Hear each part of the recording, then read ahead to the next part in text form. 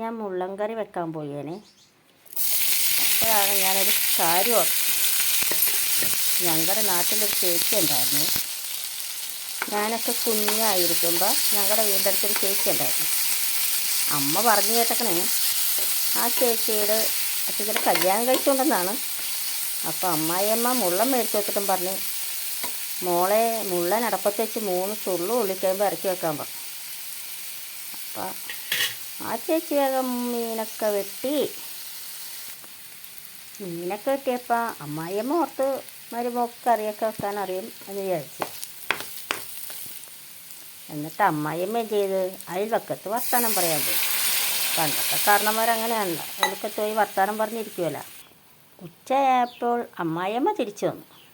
അമ്മായിയമ്മ ചോദിച്ച്, മോളെ കറി ശരിയായോന്ന് ചോദിച്ചു. ആ ശരിയായമ്മയെന്ന്. അമ്മായിയമ്മ അടുക്കളയിൽ ചെന്ന് നോക്കുമ്പോൾ മീനും വാരിയിട്ട് എല്ലാം ഇട്ട് അടപ്പത്ത് പച്ചമീൻ അങ്ങനെ തന്നെ. ഇതെന്താ മോളെ കറി വെച്ചില്ലെന്ന് ചോദിച്ചപ്പോൾ അമ്മയല്ലേ പറഞ്ഞ മുള്ളൻ അടപ്പത്ത് വെച്ച് 3 തുള്ളു തുള്ളിയാൽ മതിയെന്ന്. ഞാൻ അടപ്പത്ത് വെച്ച് 3 തുള്ളു തുള്ളിയമ്മേ, അപ്പം കറി ശരിയായില്ലേന്ന് ചോദിച്ചു. അപ്പോഴാണ് അമ്മായിയമ്മ പറയണത്, അങ്ങനെയല്ല മോളെ, 3 തിളച്ചാൽ മതി എന്നാണ് ഞാൻ പറഞ്ഞത്. മുള്ള തന്നെ അധികം വേവില്ലെന്നാണ് ഞാൻ ഉദ്ദേശിച്ചത്.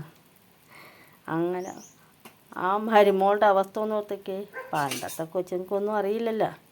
ഇപ്പോഴത്തെ പിള്ളേരാണെങ്കിൽ എല്ലാം ഒന്നില്ല യൂട്യൂബ് നോക്കെങ്കിലും ചെയ്യും. പണ്ട് യൂട്യൂബൊന്നുമില്ല. അങ്ങനെയാണ് അന്ന് അമ്മായിയമ്മയുടെ മരുമോള് മുള്ളൻകറി വെച്ചത്. കുറേ കഴിഞ്ഞ് അമ്മായിയമ്മ മരിച്ചു പോയെങ്കിലും ആ ചേച്ചീനെ കാണുമ്പോൾ എല്ലാവരും പറഞ്ഞ് കളിയാക്കും. നിന്നോട് മുള്ളനടപ്പത്ത് വെച്ച് 3 തുള്ളു കൊള്ളാൻ പറഞ്ഞപ്പോൾ നീ മീനടപ്പത്ത് വെച്ചിട്ട് 3 തുള്ളു തുള്ളിയതല്ലേ എന്നും പറഞ്ഞു. ചേച്ചീനെ ആര് കണ്ടാലും ഒന്നും പറഞ്ഞ് കളിയാക്കുമായിരുന്നു. അങ്ങനെ എൻ്റെ മുള്ളൻകറി അടപ്പത്തായേ.